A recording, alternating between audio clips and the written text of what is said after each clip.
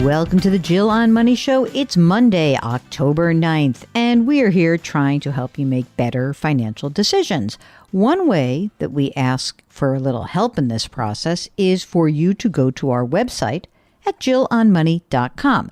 There you will see the Contact Us button. Click it, complete the form, and poof, magic happens. Either we will read your email on the air, or perhaps you will join us live, which is a lot more fun. While you're on the website, don't forget, sign up for the free weekly newsletter, check out the blog, check out the resources. And if you've got some money to spare, why don't you consider buying my book, The Great Money Reset, a great way to actually give you guardrails for making big changes in your life and sometimes small changes. And also you can subscribe to the Jill on Money live service. That's where you have access to quarterly live webinars and lots more bonus content, all for $35. I'm going to try to keep these intros pretty tight because I'm not really in town this week. So here we go. Let's talk to James from the Bay Area. Thanks, Jill, for taking my call. This is a fantastic experience. I really appreciate it.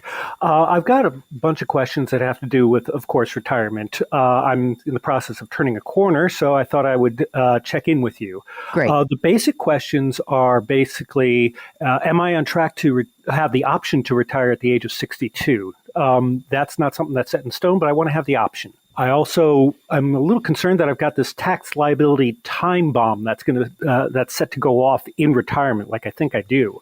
What can be done about it? Should I do some conversions, et cetera, and we can get into the details a bit later.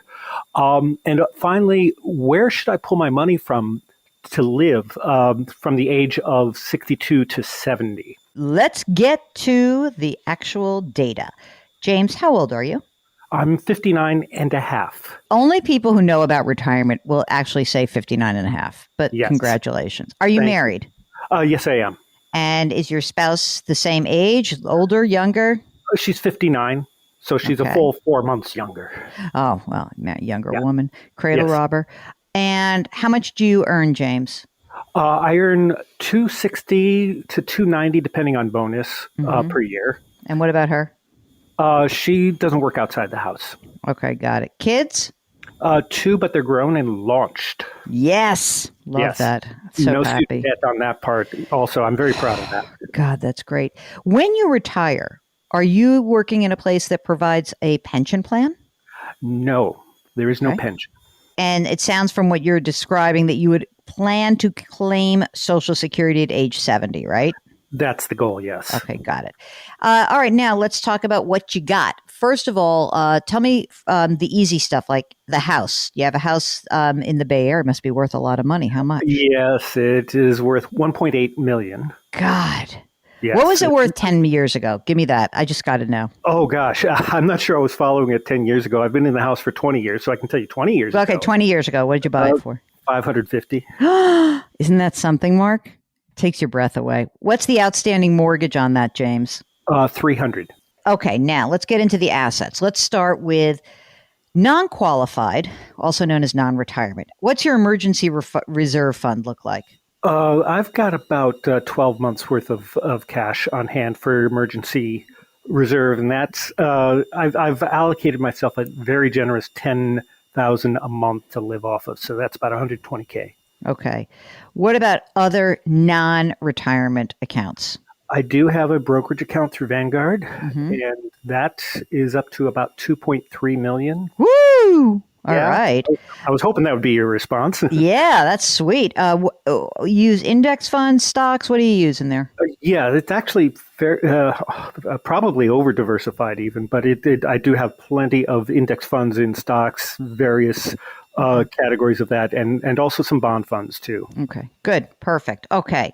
Anything else? Any company stock that's unvested or that's due to vest or anything like that you will be looking at in the next few years? Yeah, there's on the order of about $200,000, $300,000 worth of company stock due to vest over the course of probably 3 to 4 years. So that may take me out past retirement. I may have to walk away from some of that. All right, that's fine.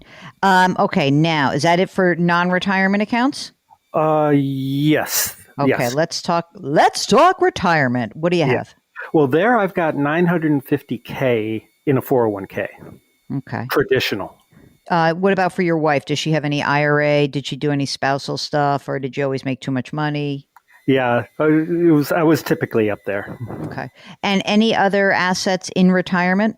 No, that I think is about the entirety of it right there. Okay. All right. So when you said the tax liability from the time bomb, very Ed Slot of you to use that terminology. Are you talking about the 950 in the 401k? I'm talking about that, and also some long-term capital gains over in the brokerage account. When you look at your Social Security benefit at age 70, what is it that it is estimating for you? It's estimating 4,100 per month. Plus half of that for your wife, right? I hadn't thought about that part. I'm not well versed in Yes. Social Security. Yes. Oh, She gets seriously? half of yours. Yes. In addition to that 4,100? Yeah. Pretty good, right? Yes. You're in. So basically, as a non-working spouse, you get to claim half of your working spouse's benefit.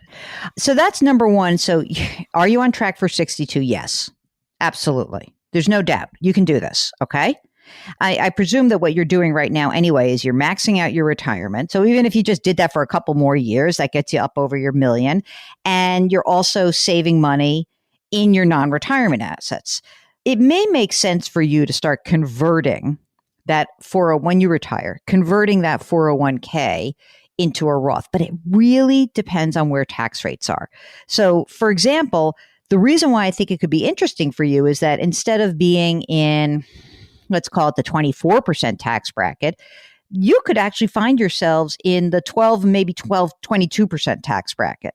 And so it might make sense to take some of that 401k when you're retiring. We really have to judge this based on where tax rates are then, because you can't do anything with this right now.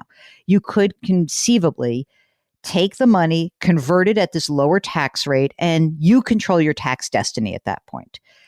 Let's talk about the brokerage account. You know, the good news is you got a lot of gains. And I presume you don't have any losses that are in there. Are you harvesting any losses right now? No, Are there any losses that you know of? not anymore. Oh my gosh. I did the big shift way back in 2008 at the bottom, I think it was, into my current allocation. And so ever since then, it's all been upside. I mean, you got to pay your taxes. What can I tell you?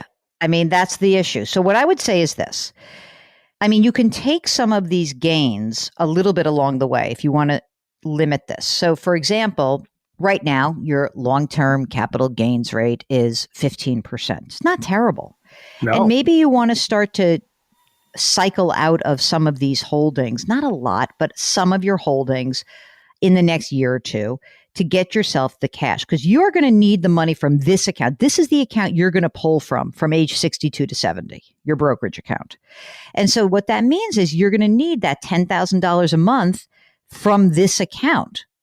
Okay. You're going to need to have the money that's in this account pay for some of your needs.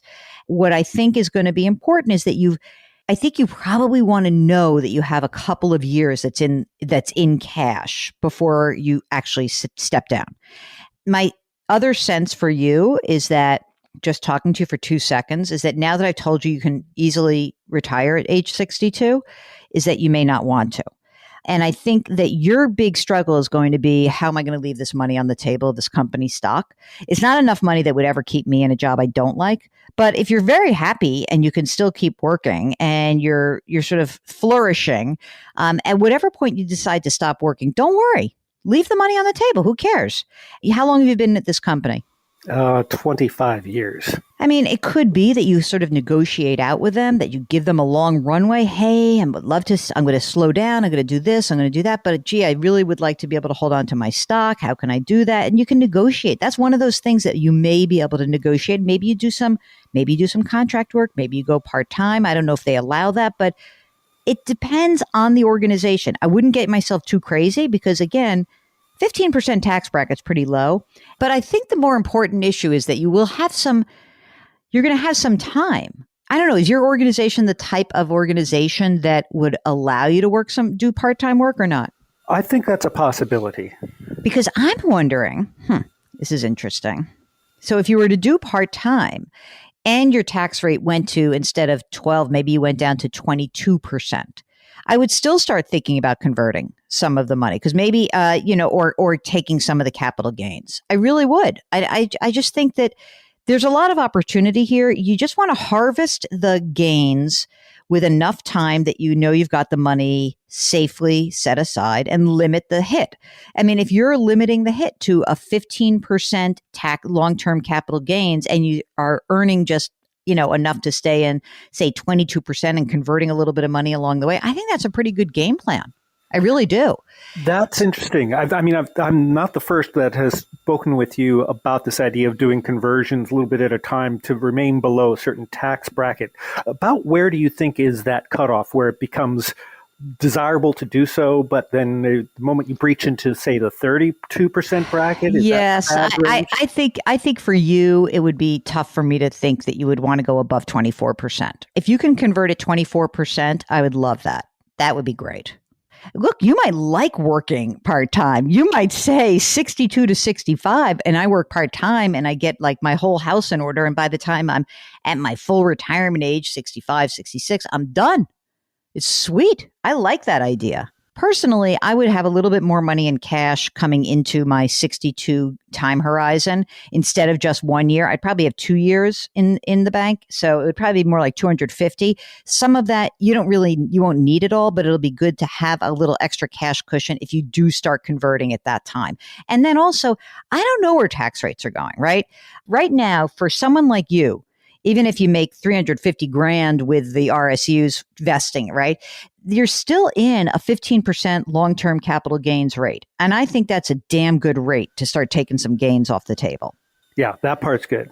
I've always been curious. Back in 2008, we worked with a certified financial planner to develop this plan. He did a good job of distributing my allocation across all accounts, retirement, non-retirement, et cetera.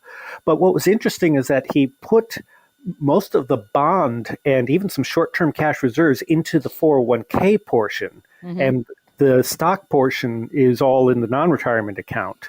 And I'm curious, is that a reasonable allocation? I've been this way for obviously about 13 years now, and it's what's done is done. But does that seem odd? No, it's not odd. It's a very specific belief system, which is, and there are a lot of advisors who do this. Okay, so it's very interesting. It is basically premised on the idea that bonds and bond funds distribute income. Income is taxable at your ordinary tax bracket. So why not push income producing assets into retirement accounts versus in non-retirement accounts? You're in a high tax bracket. You were probably, when they were doing this, you were in a higher tax bracket, which is funny. But, if you're now in let's say you're in the 24% tax bracket, it's a little bit less of a problem. But I think it's perfectly reasonable. If you would like to join us or ask us a financial question, all you need to do is go to our website, JillOnMoney.com, click the Contact Us button, and let us know if you would be willing to come on the air. We would be very happy if you did that. Okay, lift someone up, change your work, change your wealth, change your life. Thank you for listening. We'll talk to you tomorrow.